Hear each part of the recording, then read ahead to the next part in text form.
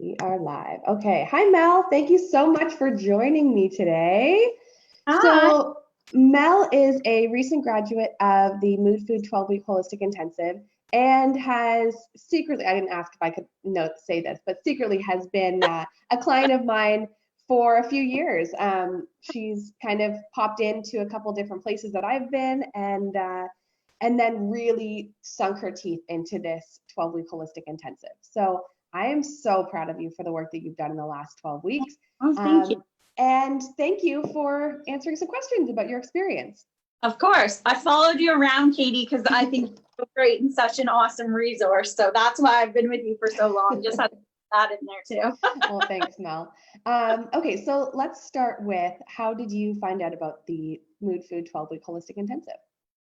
So I had been following along with social media, following kind of your posts and things that you were promoting. And I was always kind of, I call it like backseat. Like I was just like, oh yeah, I'm gaining knowledge from things that you were posting and I was interested, but I also thought, oh, I don't know if this is something that I can do. And I just was always worried about, the timing of it, if it was the right time or not. But then I found like I was gaining so much information from everything that you were posting and I found it so relevant that I was like, okay, maybe this is something that I really need to engage with and reach out to you about. And I think that for me, the whole mood food idea, I was always very like intimidated around the kitchen and not really as convinced about the correlation between your mood and how food aligns with each other. So I think I kind of, yeah, it was just when I saw that you were doing this initiative, I was like, okay, it's the right time to stop making all of these excuses and reasons in the back of my mind. So yeah, from following a lot of the content that you were posting, it really motivated me to want to reach out.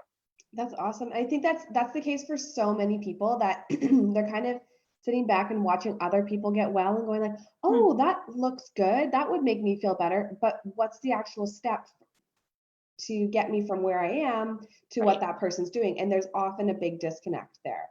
Mhm. So, like you said, you just kind of ask the questions, right? Like, how do I get there? How do I kind of achieve or work this into my own life so that I can feel Right. this way too? Awesome. Um, I feel like I would be remiss to not acknowledge all the zebra behind you. Because we've been having our conversations. We've been having our sessions while you've been at the office usually.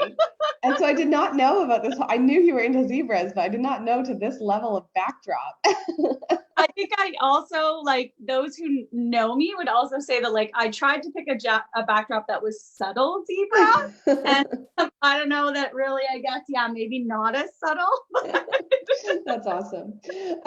Okay, so Mel, why did you decide that this was the right time to get into the 12-week holistic intensive? What problem were you kind of hoping to solve? I think for me, it was the motivation piece and being able to stick to something. Like I just thought, okay, this is sort of for myself. I know that I tend to be really motivated for like the first 2 or 3 weeks on something when I'm trying something new or like setting a new habit. And then I have that Mhm. fear of like swaying after that or like not staying committed and sort of. So for me, it was really the piece around it and the problem that I was hoping to solve was having it be more of a lifestyle and a way of life. And one of the things that really drew me to this program when you first started talking about it was I remember you saying that like it wasn't going to be about let's follow all these specific things. It was going to be really real about how to incorporate this into my everyday. And for me, that was sort of what made me realize that it was the right time, was that I've tried like fads and fad diets and things, and I wasn't even necessarily looking for like the food, like the weight loss piece. It was really about the energy piece. I was really struggling with my anxiety at the time Mhm.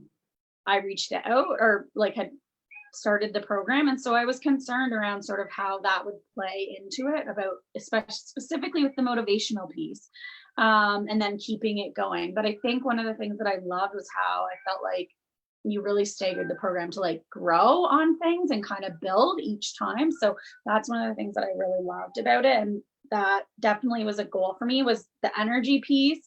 And also just the comfortness around how to approach foods and how to recognize, what foods are going to make me feel well and what foods aren't going to make me feel well. Yeah, yeah, it's that level of everything is allowed, right? That this isn't a Mhm. diet program that you're going on and then going Right. off of, right? So it's looking at your health beyond your weight and making sure that you can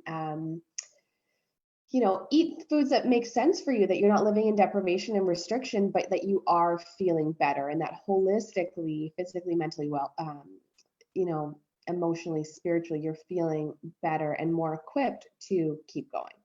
I think that was the thing, like, because I was really struggling with my own anxiety, my depression at the time.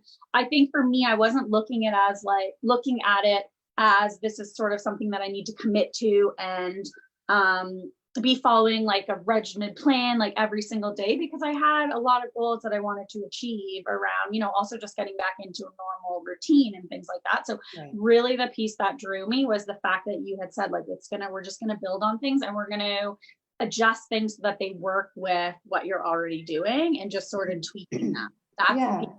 I liked. Yeah, and I think that you mentioned, that typically you kind of hit a few weeks into a program and then it goes downhill. And Yeah. this is something that's built into the 12-week program.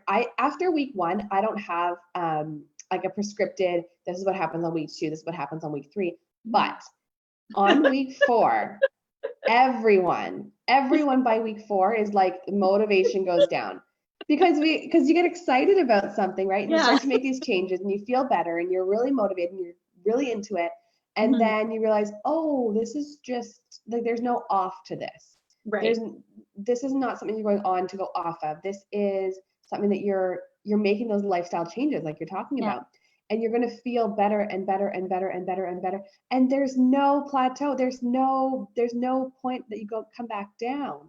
So at week Yeah. four, people kind of take stock and they're like, oh, okay, this is just what I do now, this is just how I am. And Right. that's where the coaching piece really like we can really dive into what is in your way, and Mhm. what's in your way is going to be something different than what's in somebody else's way, right? I And think, go sorry. ahead. No, go No, ahead. I think definitely I recognize that, because typically with like, me, I tended to be an all or nothing approach, and we Yes. talked a lot about the gray area. Mm-hmm. And I think for me it was interesting, even at that point where I was struggling, I wasn't even aware until, like, that's why I loved the coaching piece to it, because you were reminding me of things that I was already doing or where I was feeling like so much more comfortable. Like even in the grocery store, like I used to be so overwhelmed. I for me, like, grocery shopping was not a task that I enjoyed, because I would just avoid it at all costs, because I would just wander through the store being like, I don't know what's healthy, what's not. Mm-hmm. But even like through this process, it really allowed me to feel like more comfortable and to know, like,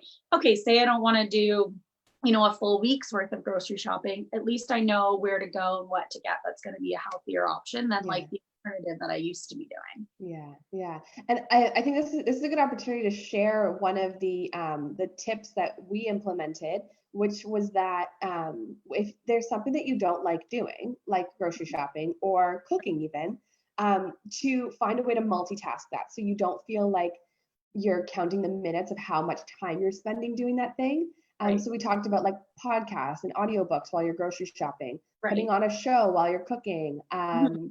having or like Listening to music. listening to music, yeah, things like that, so you don't feel like you're just kind of trapped in a chore. Right. Instead you are contributing positively to your day, but you're also doing something else, right? So you kind of feel like that seemed to kind of click for you.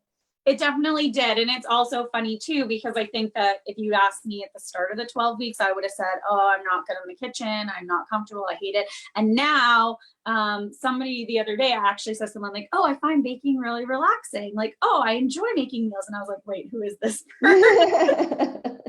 I would Awesome. not have said that 12 weeks ago. Like 12 weeks ago, I would have said that that's something that depleted me. And now I feel like it's something that energizes me or like Amazing. motivates me. Yeah. And that was my next question was what feels different after 12 weeks, but that's what feels different, right? Like that's exactly where you're at. Yeah. So what changes did you commit to throughout your 12 weeks that you are now carrying on now that you're outside of the 12 weeks? So I think for me, the staying committed to something was a big thing. I've sort of already touched on that one, like really being able to stay committed and look at things as not so black and white, like not so all or nothing. And what I mean is, for me, that's like offering myself forgiveness around things. Like you really taught me that, because I think in the past I had that frame of mind of like, oh, well, on Monday I've already eaten something crappy. I'm just gonna eat crappy the rest of the week and get back on track like next Monday when I grocery shop. Or, oh, the weekend's already shot. So, but the whole approach that you instilled around like, how does this make you feel? How do you want to feel? How do you deserve to feel is a big piece for me that I really grabbed a hold of. Was because I didn't really touch on this yet, but I used to always associate when I was eating with like the emotional piece and my emotional triggers. And I think now I've really have a completely different relationship with food around sort of using it as almost fuel, because energy was another big one for me. Was just really to gain the energy to be able to sort of like in the start of the 12 weeks, I wasn't, I'd been off work. I wasn't really like out and about. And I can say now, like I'm going to the gym 3 times a week. Like I'm, going out with friends. Like I'm not afraid to go out. I know in the first few weeks, I was like really afraid to go out to restaurants with friends. And we talked a lot about that. Now I feel like I'm not afraid to do things like that. And sometimes I'll choose a really healthy option on the menu. And other times I'm like, okay, if I choose this, I know I'm not going to feel well tomorrow. Is this really what I want to be choosing? Right. And then for me, the third piece was the confidence and self-talk piece. Mm-hmm. It's funny how in the beginning, like the first few weeks, I really grabbed a hold of like, okay, like I can hear Katie saying this, like, say, like I do a lot of that, but now I can honestly say like in the 12 weeks, it's like become my own voice now. Like it's not, my God, that's amazing. Yeah, like now I'm like saying things and I'm like, but there was that shift, right? Like there's one piece where I remember I would say things and I'm like, oh, I'm starting to sound like Katie. And then not to like discredit that it is your voice, but it has gotten to the point of like, oh yeah, this is just now I have that confidence, like the self-talk piece and the almost like self-esteem piece, which I think goes hand in hand with my anxiety, right? And that was one of, like, I know you had me set goals, and it was funny because we went back at the end and like looked at the goals. And for me, the confidence piece was a big thing. And the confidence piece is so linked to the self-talk piece. Mm-hmm. So that was definitely. That was really exciting. That makes me like, I'm like jumping out of my skin right now because that's so huge, because anxiety is all about that voice in your head that's telling you crummy things, and often that voice is ours, but most of the time it isn't, right? It's not really our voice that you're hearing. So to replace that voice with something, like, I'm gonna drill into your head several things for several weeks. So so I replaced that voice for a little bit, or some of those voices for a little bit, but then for you to break through that and make it all your own voice, wow, that is the best thing I've ever heard. Voice, but that's the best thing I've ever heard. Okay, good. I'm glad. Amazing. And I really do. And I think too, it's interesting how it becomes like contagious, because now I'm like, like I'll challenge things. Like if a close friend or a family member or someone says something to me, I'm like, well, no, actually, this is like just around the emotional piece. Like, because I found a lot like family members or friends to be like, oh, you're not allowed to eat that, or oh, you have to be good, or oh, and I was like, no, I'm choosing to make this decision because that's how I deserve to feel tomorrow. So it's interesting how it almost made me like start to challenge the conversations I was having with other people. Yeah, you're cutting people off and reframing their words like I do in your sessions. All right, you're gonna have me out of a job soon. So okay, at what point throughout the program, I know you talked about kind of that week 4 moment, but at what point throughout the program do you feel like you locked in and committed to your wellness? Yeah, this was a tough one for me, because I definitely think that for me, it was a gradual sort of build. Like, I mean, I kind of touched on this about the gray area piece. Like, I think that for me, I was always like, I always have that black and white thinking. But one of the things that I liked about your program is that it taught me to really not, I know I don't want to feel like I'm repeating myself, but to just be kinder to myself and be more forgiving. And so the commitment was sort of there from day one though, because I had agreed and I had said to you, like, I'm committed to this, I'm going to do this. And so there were hard days, like, don't get me For wrong. sure. There were harder weeks, you know, when you're sick and you're not motivated. And for me, that's why I think I really appreciated the coaching piece. So I would say, like, I was committed from the beginning, but I think that there was a lot of times where it took, like, in the beginning, I didn't necessarily have the self motivation, and I needed that, like, coaching piece from you Yeah. to be able to really, like, lock in. Yeah. And then when I was further along in the process, like, I was able to kind of motivate and inspire myself to do things, but it was still really handy to be able to, like, okay, so in the beginning, I felt like you were, like, motivating me and, like, pushing me. And then near the end, it was more like I was able to, like, use you as a resource, because I was able to, like, take the motivation piece myself and lock in on that, and then say, okay, Katie, how do you help me get, like, to the next level? Right. If that makes sense. It does. And you know, I always say nobody can make you feel anything, right? So I can't motivate you. Mhm. I can't. I can give you tons of tools and I can say tons of things that, you know, will hopefully something will kind of lock in for you and you'll hook onto something and that will spur on something else. And I can do all of that, but I cannot motivate you.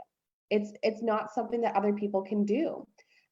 But what you did have was a structure, right? You had Yeah. something to rely on. And I like what you said about, you know, throughout the 12 weeks, like, yeah, you got sick, your job situation changed, you were stressed, like there was all kinds of stuff going on. Yeah, there was a lot. There's a lot going on, but that's why the length of the program is what it is, because in 12 weeks, life happens, right? If we try to do like a 3 or 4 week program, like it's possible that you could kind of stay in your bubble for 3 or 4 weeks. Yeah. 12 weeks, life happens. And so, you know, we touch base every other week, but we also pop in, we have the option of these like bonus sessions, and we touch base by text, and we touch base on your food journals. Like we're in touch all this time, so that if you're having a really tough week, you are not then waiting 2 weeks to Right. get coaching, right? Like we're working on things as you go. And I think one of the things that made you very successful in this program is that you were never afraid to reach out. So if something Yeah. was going on, and if I didn't hear from you, I knew to check. I knew to check in Right. and make sure, if I hadn't heard from you in a few days, make sure everything was okay. Mhm. But you made use of the program. You Yeah. really you used all the resources that you had available to you so that you could get to that next place. I think too, like when you said about sort of that you can't motivate, but it's funny because you said something around like week 2 or 3 about that whole idea of writing sort of, I don't know what we call them, like mantras or things, but Affirmations, yeah. like you deserve, thank you. You deserve to feel awesome. That for me really was one of those aha moments.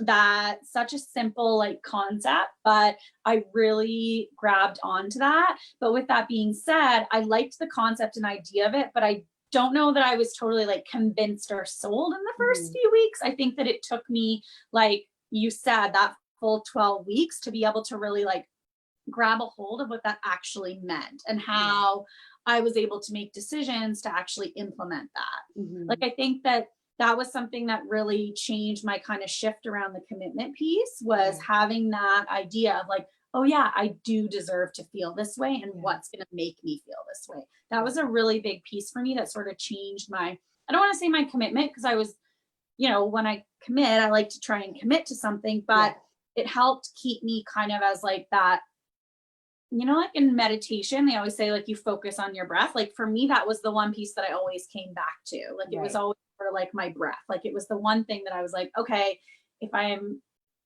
you know, having a difficult day, like how do I get back to that piece of making sure that I deserve to feel as good as I want to feel? Yes, amazing. Okay, I have one last question for you, but before we go there, I want to, we touched a couple times on the gray area thing, and I want to explain to people what that is. Okay. And it's funny looking at you in this room, because your whole black and white thing, and then you love zebras. It's like, oh my goodness, it's like right there. It's like everywhere in your place, it's black and white. So when we talked about black and white, we're talking about Mel kind of battled with the idea of I'm either kind of on or I'm off. I'm on the program, I'm off the program. I'm being healthy, I'm not healthy. I'm motivated, I'm not motivated. I'm sick, I'm not sick. Whatever it was, there was always it's like kind of all or nothing. it's all or nothing. Yeah. So we worked really hard on creating this gray area in between. So we always kind of used a diagram of the inner circle is kind of your things that your ideal, and then everything outside the inner circle was not ideal, right? So black, white. So what we did is we put a nice box around the circle, and that was your gray area. So that was things that, you know, they might not make you feel amazing, but they don't make you feel crappy. Right. And it might not be your number one choice, but it's not number 10 either. Like it's kind of number 2, and that's not so bad. So we talked about like the forgiveness that has to happen in that gray area. And I think for you, when you locked into that concept, you went, okay, I don't have to be perfect. Right. Because what happens when you try to be perfect is if you're not, because who is, you kind of, everybody, we all do, you throw in the towel. Yeah. Like, well, if I can't do it, then I can't do it. I'm out. Right. So you did a really great job in this 12 weeks of defining that gray area box, and learning what fell into each category as well. So yeah. The tools too, sorry, can I just add to that? The Yeah. tools you gave really helped to identify that as well. Like the journaling piece, you and I had tried, I think in the past, like before doing the mood food, you had done journaling with me before just to recognize like things that I was eating. But the piece that I really was liked about this was the piece around kind of how you felt before, how you felt after, how you felt, like the mood piece that was connected to obviously mood food. For me, that was really telling. I think that because it helped me learn, like even around, I know the gluten thing, like I was like, it's all or nothing. And then I started to learn like, okay, that one is actually a place where I'm okay to be all or nothing. Like I can't have gluten. Like I now know that. Yeah. But also I'll interject 1 second. That's what worked for you. It's not no gluten for everyone. No, that's what worked for you. Yeah. That's for me. It's one of those things though, but by journaling it, I was able to actually like see, and then the gray area was around like, you know, the treats, like the healthier treats. Like I'm someone that, you know, crave my sugars, but you gave us these amazing, like alternative, like there was like an ice cream recipe one time that made from coconut milk and like some cookies. And so things that never felt like I was like depriving myself of anything, but I still felt like, oh, I feel good and I had this. But I'm sure that if I'd gone to like Baskin Robbins and had a tub of ice cream, it would be a very different feeling. So to be able to relate and look back on that journal was really helpful. Yeah. So the journal that Mel's talking about, when you're a client in the 12-week program, you have access to your entire program, including our sessions, through an app on your phone, and then you can access on the computer as well. It's called Better. So my clients go through and do food journals, but it's not your typical food journal. You're not jotting down calories and carbs and blah, blah, blah, every ingredient. You don't have to search up every ingredient in a database. That is exhausting. You will never stick to it. Right. And also just like creates all kinds of anxiety and guilt and stress about what you're eating. Instead, you snap a picture of what you're eating, and then you write in how you felt before the meal, how you felt after. So it's really, like Mel said, it's connecting to how this food makes you feel, what you were feeling going into that meal, and then kind of what that meal did for you. And a lot of the times my clients will just put in like, I felt fine before the meal, I felt fine after. Because, you know, sometimes meals are just neutral. Right. But a lot of the time it's, you know, I was really stressed. I had a busy day. I was going into my lunch. I wanted to skip lunch. I decided that, no, I need to stop for a second. I sat down and I ate some crackers and hummus because that's all I could muster. And after that, I realized that I was a lot calmer because I had fueled myself, and I felt, I didn't feel as tired, and I was ready to go into the next thing, right? Like it's just kind of connecting with how those things make you feel. So it was really nice to just, I know for me, the learning piece too, around like, I was someone who never was like, eating on a proper schedule. Like I skipped meals. When I was hungry, I ate more. For me too, one of the things that I really liked was, I remember at one point in the beginning being like, this is too much food, Katie, I'm not going to want to eat all this. But the journaling piece also helped me, like the energy, to recognize the energy piece was so helpful, because, you know, the few times that I think I had skipped meals, it was like, it's not about that specific meal. It's about recognizing that, oh, I'm actually not going to have energy later on in the day. Like I never recognized that correlation between the foods I was eating and my energy level as much from doing this program. Like I just didn't think, I know everyone talks about it, but I don't know that I was convinced, but from doing now I'm convinced. Yeah, but you have to feel it yourself, right? Like like I said, I can stand, I put out videos and content, and I'm writing you emails, like God can't get rid of me, all the time about how Love this it. is going to make you feel. Right. But until you feel it yourself, it's just a, you know, it's just a lady. Yeah. So one last question for you, Mel, and that is, what would you say to somebody who's on the fence about prioritizing their mental wellness?